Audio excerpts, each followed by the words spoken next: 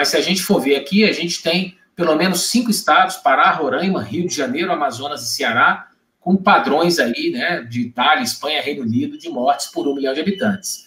E no pé do gráfico, né, eu queria chamar a atenção aqui, a gente ainda tem, né, os estados da região sul, com proporcionalmente à população, um número que vem acelerando, mas que ainda é baixo de mortes por habitantes. Santa Catarina, 72, Rio Grande do Sul, 87, Paraná, 95, Minas, que é outro local muito populoso, né, e aí a doutora pode falar isso melhor, que ninguém entendia muito, né, por que Minas, o Rio de Janeiro, São Paulo, estados próximos ali, enfim, os números da pandemia muito fortes, e em Minas a coisa não parecia que estava bastante controlada. Quando agora, nas últimas 3, 4 semanas, a gente começa a ver uma aceleração bastante forte do número de casos e do número de óbitos nesse estado também.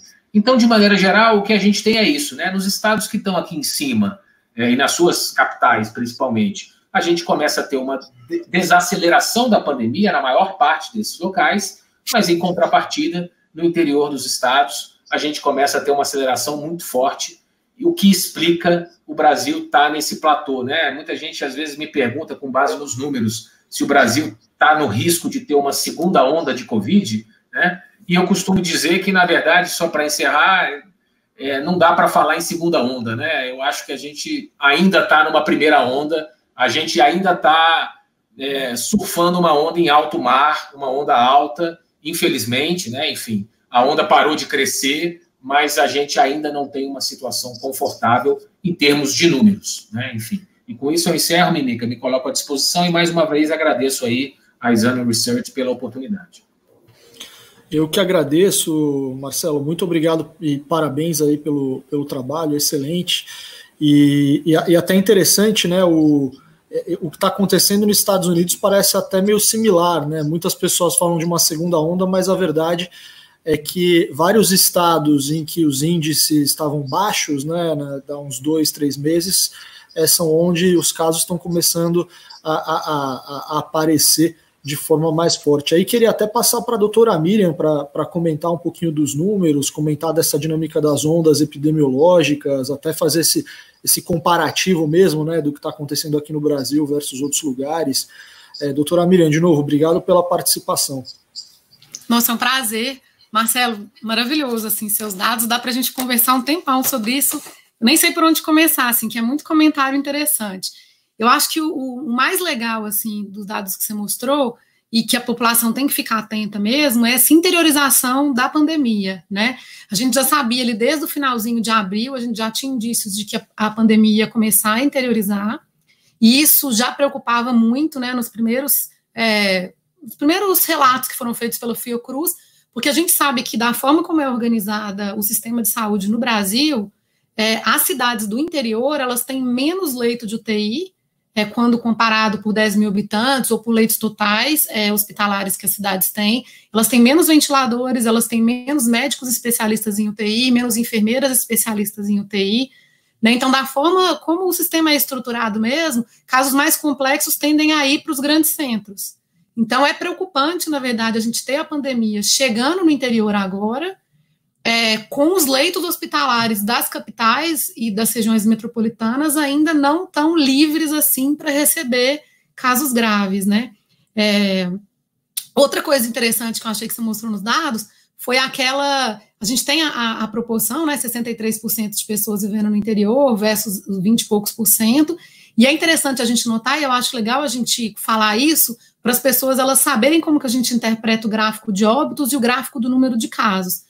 Quando a gente olha o cruzamento dos dados, né, o momento no qual o número de casos no interior ultrapassou o número de casos nas capitais, aconteceu lá para o dia 6 de junho, mais ou menos, né, Marcelo? E, na verdade, o número de óbitos, ele foi ultrapassado, pelo que eu vi nos seus dados, no dia 24. E isso a gente sabe que é o que acontece. Então, na verdade, como a pessoa, do momento que ela adoece até o momento em que ela evolui para o óbito, você tem aí um tempo, na verdade, que vai aí de 14, às vezes até 20, 30 dias, e pacientes demorando até 60 dias para isso acontecer, você tem esse delay mesmo quando você compara o número de casos notificados versus o número de óbitos. Então, a curva do número de óbitos, ela tende a sempre seguir um pouquinho atrás da curva do número de casos. Isso é uma coisa interessante para a gente observar. Quando a gente olha o platô que você falou, é interessante avaliar o platô, né? O pessoal perguntar, o Brasil está indo para uma segunda curva, não está? A gente está no platô, a gente estabilizou. A gente tem diferentes Brasis, não só quando a gente compara capitais, regiões metropolitanas e interior, mas também quando a gente compara as diferentes regiões do país.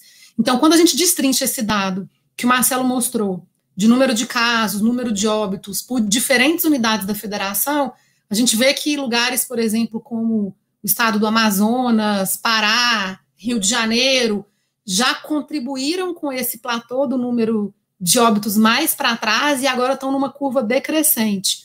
Ao passo que alguns outros estados, como Minas Gerais, Santa Catarina, Rio Grande do Sul, estão numa ascensão absurda no número de casos e no número de óbitos e contribuindo bastante para esse platô agora, né? Então, na verdade, ele é um platô, mas não porque os casos no Brasil estão estabilizados, mas porque alguns estados contribuíram com essa elevação no número de casos lá para trás e agora a gente está mantendo o platô com contribuição no número de casos de outros estados, mais na região do Sul. Então, isso eu acho interessante a gente falar. Quando a gente pensa também, que você falou, que a gente vai...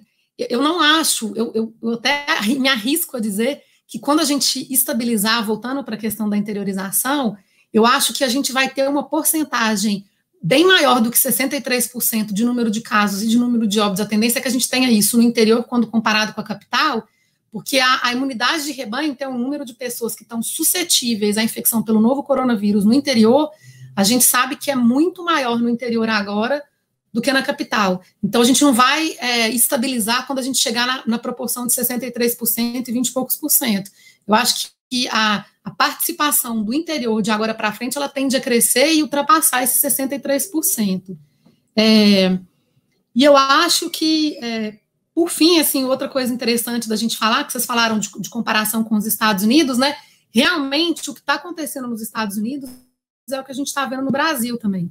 Então, nos Estados Unidos, Nova York, por exemplo, eles já tiveram o pico dele no número de óbitos e no número de casos, já estão com uma curva decrescente, agora a Flórida está com uma elevação absurda no número de casos, né? E nos Estados Unidos também, eles estão vendo a interiorização da pandemia. Então, eles estão vendo uma coisa mais ou menos parecida com a gente. O diferente, quando a gente pega os dados, por exemplo, do ordômetro, que mostra para a gente subnotificação ou não, nos Estados Unidos, eles têm 130 mil testes por milhão de habitantes, enquanto no Brasil a gente tem 21 mil. Então, a nossa subnotificação, ela é bastante maior do que a subnotificação dos Estados Unidos, porque durante um bom período de tempo, e ainda agora, a gente tende a só fazer o teste, principalmente no serviço público, naqueles pacientes que internam e que evoluem com uma síndrome respiratória aguda grave, que é um quadro clínico tão grave que faz com que o paciente precise internar para ter uma atenção intra-hospitalar. Então, até recentemente, em alguns estados, até agora, a gente não tem testado as pessoas que têm sintomas, mas que têm quadros leves que podem permitir que eles fiquem em casa em isolamento domiciliar. Então, varia mais ou menos de estado para estado, mas para cada caso notificado, a gente acredita que a gente tenha pelo menos 8 a 12 casos a mais, por assim dizer. Só complementando, doutora Mimica, se você me permite, o Ministério da Saúde divulgou, né, um estudo na semana passada de uma pesquisa que eles fizeram uma pesquisa ampla no país inteiro, coletando amostra de sangue de pessoas, né, enfim, para tentar se medir essa questão da imunização de rebanho, né. E aí eu acho que tem duas coisas assim que me chamam a atenção. A primeira é a conclusão deste estudo especificamente, é que a subnotificação no Brasil ela é em média de 7 vezes, né. Então, a gente hoje tem 1.800.000 casos, a gente estaria falando aí de ter já 13 milhões de casos. Só que 13 milhões de casos, diante da população brasileira, né, a gente está falando aí de 6, 7% da população brasileira, né, que é um percentual ainda muito pequeno. Vamos dobrar essa subnotificação, vamos partir do pressuposto que não é 7 vezes, seria 14 vezes. Né? A gente não tem 15% da população que já teve contato com o vírus, segundo esse estudo, né? Enfim, se a gente extrapolasse aí para dobrar essa subnotificação. Então, de fato, essa questão aí das pessoas suscetíveis, a gente ainda tem um caminho longo de pandemia. Longo, né? E assim, não é a minha especialidade, mas eu tenho ouvido muitos médicos em conversas, inclusive como essa, né? Enfim, e aí tem uma outra doutora que me falou uma frase que me marcou muito, né? Assim, o vírus gosta desse ambiente, né? Ele se reproduz facilmente para ele, e o objetivo da vida dele único, praticamente esse, é se infectar, infectar alguém para se reproduzir. É isso que ele quer fazer. Né? E ele encontrou, de alguma forma, uma facilidade de fazer isso.